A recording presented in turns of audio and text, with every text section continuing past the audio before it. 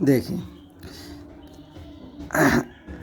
2.2 का पहला का छठा लास्ट क्वेश्चन है, पहला का छठा लास्ट है।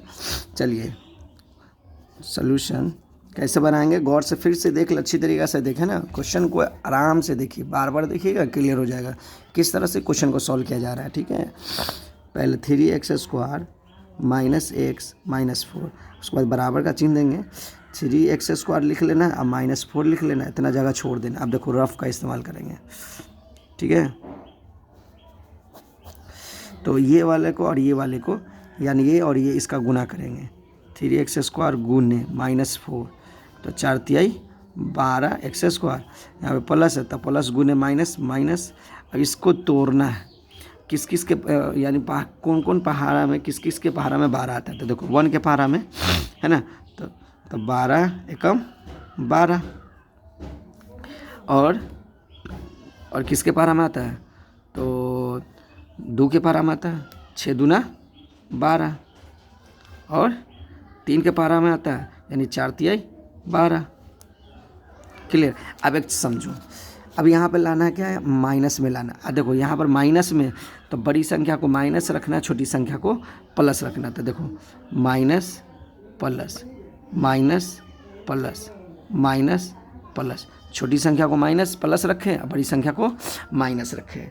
ठीक है, अब देखो किसको जोड़ने पर घटाने पर 1 आ रहा हो, क्या आ रहा हो 1, तो ये आ जाएगा -11x, ये आ जाएगा -4x, ये आ जाएगा -1x। तो किसके, तो ये दोनों गलत हो गया, ये वाला सही हो गया, तो यहाँ पे रख देना है -4x + 3x। ठीक है, इस दोनों में देखो, इस दोनों में क्या कॉमन है, कुछ कॉमन नहीं है, सीधा x कॉमन है, तो x कॉमन ले लेंगे, 3x -4।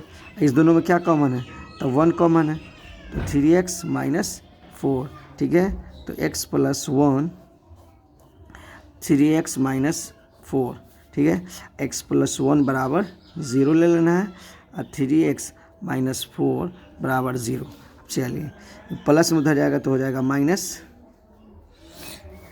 और ये माइनस में उधर जाएगा तो प्लस, तो x बराबर हो जाएगा 4/3। x बराबर हो गया, x का वैल्यू -1, x का वैल्यू 4/3 हो गया। तब माना कि अल्फ़ा बराबर हो जाएगा -1, अब बीटा बराबर हो जाएगा 4/3। अब यहाँ पर एक चीज़ टर्म को समझना है, टर्म को ये समझना है कि a का वैल्यू, b का वैल्यू और c का वैल्यू क्या है। देखो a का वैल्यू, यहाँ पर ध्यान दो, गौर से देखो, x² के साथ क्या लगा हुआ है 3, तो ये a होता है। ठीक है, जैसे फार्मूला होता है ax² + bx + c, x² के साथ क्या लगा होता है a, तो a की जगह क्या है 3 है, a की जगह क्या है 3, तो 3, b की जगह क्या है -1, तो -1, c की जगह क्या है -4, तो -4। ठीक है, चलिए अब योग का जांच कर लेते हैं, एक बार गुणनफल का जांच कर लेते हैं। योग तो alpha plus beta minus b/a, alpha का वैल्यू क्या है -1, बीटा का वैल्यू क्या है +4/3, माइनस b का वैल्यू क्या है -1, तो -1, a का वैल्यू क्या दे रहा है 3। ठीक है, चलिए 3 3 एकम 3 -3 + 4 बराबर माइनस गुना माइनस प्लस हो जाएगा 1/3। 4 में से 3 गया तो 1, 1/3 दोनों क्या है बराबर है, योगफल में बराबर हो गया, तो गुणनफल में चेकआउट कर लेते हैं गुणनफल। तो गुणनफल में क्या हो जाएगा, अल्फ़ा इंटू बीटा बराबर c/a, अल्फ़ा का वैल्यू -1 और बीटा का वैल्यू 4/3, तो c का वैल्यू क्या है -4 और a का वैल्यू क्या है 3, तो -4/3, यहाँ भी -4/3, तो सभी क्या है बराबर है, तो इसलिए ये सही हो गया। तो 2 नंबर का फिक्स है, ये पूछेगा। ठीक है, चलिए।